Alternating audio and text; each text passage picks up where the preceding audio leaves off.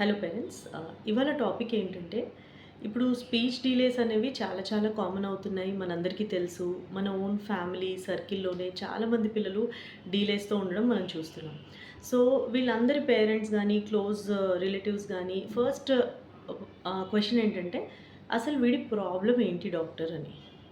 So problem అనేది ఈ కాలంలో అందరి మనసులో ఫస్ట్ తడుతున్నది ఓన్లీ ఆటిజం.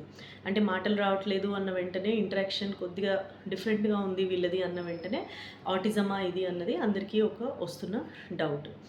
కాకపోతే ఆటిజం కాకుండా అసలు ఇంకేం కారణాల వల్ల స్పీచ్ అనేది డిలే అవ్వచ్చు పిల్లల్లో అనేది అట్‌లీస్ట్ అంటే మెడికల్ పరంగా అంత డీటెయిల్‌గా కాకున్నా అట్‌లీస్ట్ ఒక ఔట్‌లైన్‌గా పేరెంట్స్‌కి తెలియాలి అన్న ఉద్దేశంతో ఈ వీడియో చేస్తున్నాం. ఇది థెరపిస్ట్‌కి కూడా యూజ్ అవుతుంది.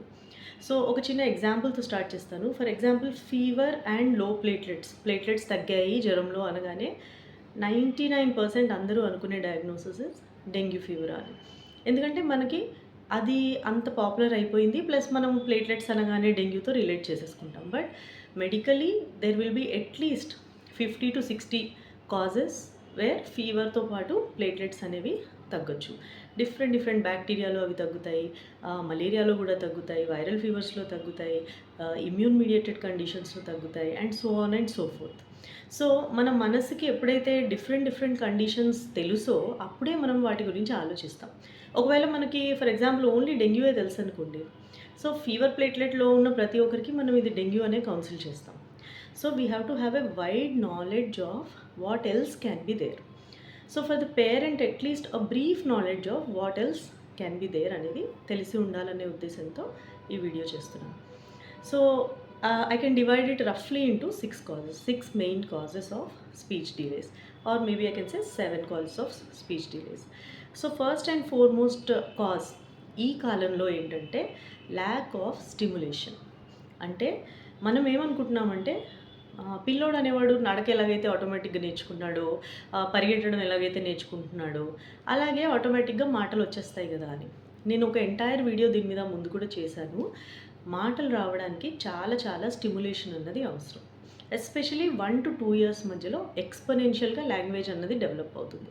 సో ఈ టైంలో గనక వీళ్ళ బ్రెయిన్‌ని మనం ఆ ఛానెల్‌లో కాకుండా ఈ ఫోన్స్, స్క్రీన్స్, ఐసోలేటెడ్ 4 గోడల మధ్య ఎవరితో ఎక్స్‌పోజర్ లేకుండా అసలు ప్లే అన్నది తెలియకుండా పెంచుతున్నాం అనుకోండి, వాళ్ళ మైండ్‌కి అందాల్సినంత స్టిమ్యులేషన్ అందదు.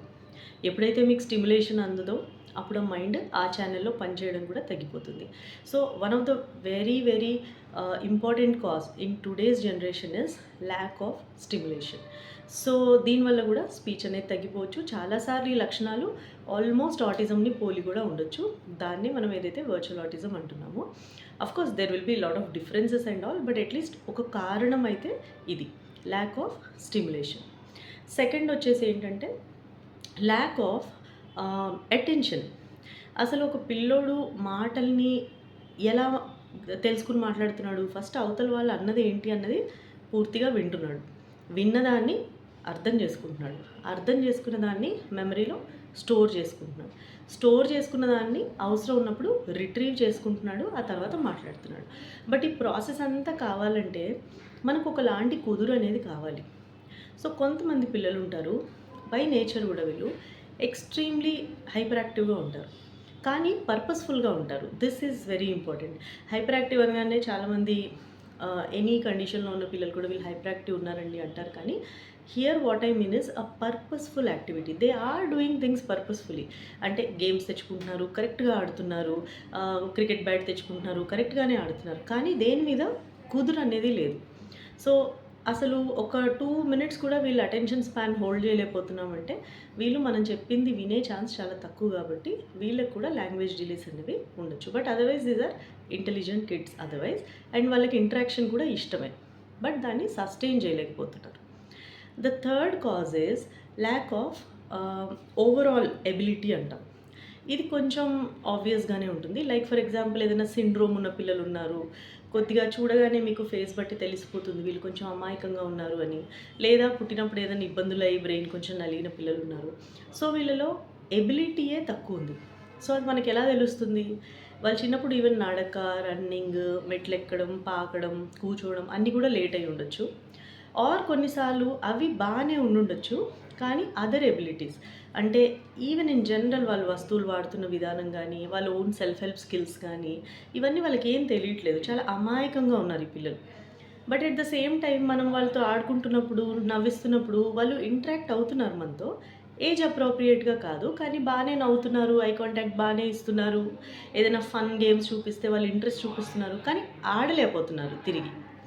సో, ఇలాంటి పిల్లలు ఉంటే మనం ల్యాక్ ఆఫ్ ఎబిలిటీ అంటాం. అంటే లైక్ గ్లోబల్ డెవలప్‌మెంటల్ డిలేస్ అనేవి ఇక్కడ వస్తాయి. సో, వీళ్ళకి ఎబిలిటీయే తక్కువుంది కాబట్టి అన్నీ స్లోగా చేస్తున్నారు. దాంట్లో స్పీచ్ కూడా ఒక భాగం. ఫోర్త్ కండిషన్ ఏంటంటే ల్యాక్ ఆఫ్ మెచ్యురేషన్. అంటే ఎబిలిటీ బాగానే ఉంది. కానీ కొంచెం ఆ వెలాసిటీ కర్వ్ ఏదైతే ఉందో అది స్లోగా ఉంది. ఇలాంటి పిల్లల్ని కూడా మనం చాలామందినే చూస్తాం. అంటే ఫర్ ఎగ్జాంపుల్ వీళ్ళు 2 ఇయర్స్‌కి చేయాల్సినవన్నీ 2½ ఇయర్స్‌కి చేస్తున్నారు. 1½ ఇయర్‌కి చేయాల్సినవన్నీ కొంచెం 2 ఇయర్స్‌కి చేస్తున్నారు. కానీ చేసినప్పుడు బాగానే చేస్తున్నారు. కానీ ఒక చిన్న ల్యాగ్ అనేది వీళ్ళలో వస్తుంది. సో, వీళ్ళని మనం slow maturation or late bloomers అంటాం. మేబీ వీళ్ళకి లైట్‌గా డిలే అయ్యి ఉండొచ్చు. ఈవెన్ నడక అలాంటివి ఒక 2-3 మంత్స్‌లో డిలే అయ్యి ఉండొచ్చు. ఈవెన్ ఇంటరాక్షన్ వీళ్ళది బాగానే ఉంది. నెక్స్ట్ వచ్చేసరికి ఇంకొక కారణం ఏంటంటే lack of language processing are slow processing. అంటే ఈ పిల్లలు ఎలా ఉంటారంటే ఇన్ జనరల్ వేరే విషయాలలో వీళ్ళు స్మార్ట్‌గానే ఉంటారు. అంటే ఆ ఏజ్‌కి తగ్గట్టుగానే ఉంటాయి. ఫర్ ఎగ్జాంపుల్ వాళ్ళు ఫైన్ మోటార్ స్కిల్స్ చాలా బాగున్నాయి. కలరింగ్, రాసే విధానం అన్నీ బాగున్నాయి. పజిల్స్ చేసే విధానం బాగుంది. మీరు ఏదైనా రూల్ చెప్తే వీళ్ళు అర్థం చేసుకుంటున్నారు. ఏదైనా గేమ్ లాంటిది చెప్తే ఇవన్నీ చేస్తున్నారు. కానీ ఓన్లీ ఎటొచ్చి లాంగ్వేజ్ విషయంలో మాత్రం వీళ్ళు కొంచెం కన్‌ఫ్యూజ్ అవుతున్నారు. అంటే మనం చెప్పింది కూడా పూర్తిగా వీళ్ళు అంటే ఒక పెద్ద సెంటెన్స్ ఒకటేసారి కాంప్లెక్స్ కమాండ్ లాగిస్తే వీళ్ళు కొంచెం కన్‌ఫ్యూజ్ అవుతున్నారు. అండ్ చెప్పేటప్పుడు కూడా కొంచెం ఆ ఏజ్‌కి తగ్గంత ఎక్స్‌ప్రెషన్ రావట్లేదు. కొంచెం తక్కువగా ఎక్స్‌ప్రెషన్ వస్తుంది. బట్ అదర్‌వైజ్ వీళ్ళ సోషల్ ఇంటరాక్షన్ అనేది నార్మల్‌గానే ఉంది. వాళ్ళు మనతో గేమ్స్ ఆడుకుంటున్నారు. మనం పిలిచిన వెంటనే మనకు రెస్పాండ్ అవుతున్నారు. ఐ కాంటాక్ట్ ఇవన్నీ బాగానే ఉన్నాయి. సో, ఇవన్నీ బాగుండి ఓన్లీ ఎటొచ్చి లాంగ్వేజ్‌లో మాత్రమే ప్రాబ్లమ్ ఉంటే దీన్ని డెవలప్‌మెంటల్ లాంగ్వేజ్ డిజార్డర్ అంటాం. Or this maturation slowness is only confined to language. మిగతా యాక్టివిటీస్‌లో వీళ్ళు బాగున్నారు. అండ్ సిక్స్త్ వచ్చేసి ఏంటంటే only lack of expressive language. అంటే వీళ్ళకి రిసెప్టివ్ లాంగ్వేజ్ కూడా పర్ఫెక్ట్‌గా ఉంది. అన్న ప్రతీదీ అర్థమవుతుంది. అండ్ ఆన్సర్ వీళ్ళు సైగలో ఇస్తున్నారు. అంటే ఫర్ ఎగ్జాంపుల్ నువ్వెక్కడికెళ్తావు అనగానే అక్కడికి. ఇవన్నీ అని మనం అనగానే ఇలా చూపిస్తే లేకపోతే మనం 5 ఎన్ని చూపించు అంటే వాళ్ళు ఇలా అంటున్నారు. మనం ఏదైనా యాక్షన్ చేస్తే వాళ్ళు చాలా క్విక్‌గా చేస్తున్నారు. మనం ఏదైనా బొమ్మ గీస్తే వాళ్ళు కూడా బొమ్మ గీస్తున్నారు. వాళ్ళ రొటీన్ పనులన్నీ బాగా చేసుకుంటున్నారు. గేమ్స్ ఆడిపిస్తే చాలా బాగా ఆడుతున్నారు. ఓన్లీ ఎటొచ్చి వీళ్ళు ఓన్లీ మాటల్లో చెప్పట్లేదు. Understanding of our language is also వాళ్ళకి పర్ఫెక్ట్‌గానే ఉంది. Then it is only termed as isolated expressive language delay. ఇలాంటి కేసెస్ ఈవెన్ పాతకాలంలో కూడా చాలానే ఉండేవి. అంటే 100 మంది పిల్లల్లో ఒక నలుగురు, ఐదుగురికి ఎక్స్‌ప్రెసివ్ లాంగ్వేజ్ డిలే ఉండేది. వీళ్ళకి వచ్చిన రోజు మాటలు చాలా టక్ వచ్చేస్తాయి. ఫ్యామిలీ హిస్టరీలో కూడా కొన్నిసార్లు ఇలాంటివి ఉండొచ్చు. And final cause of interest ఏదైతే మోస్ట్ ఆఫ్ ద పీపుల్ నా ఛానల్ చూసేవాళ్ళు దట్ ఈస్ మరి ఆటిజం అంటే ఏంటి?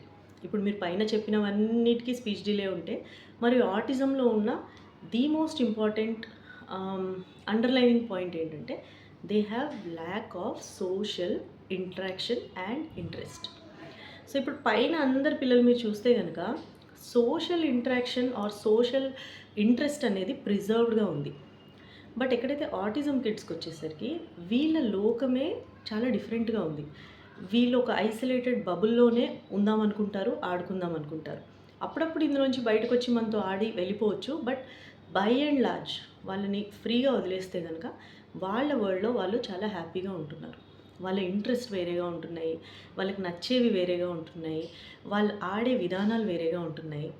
సో వాళ్ళ ఎమోషనల్ రెస్పాన్సెస్ వేరేగా ఉంటున్నాయి. సో దీన్ని మనం ఆటిజం అంటున్నాం.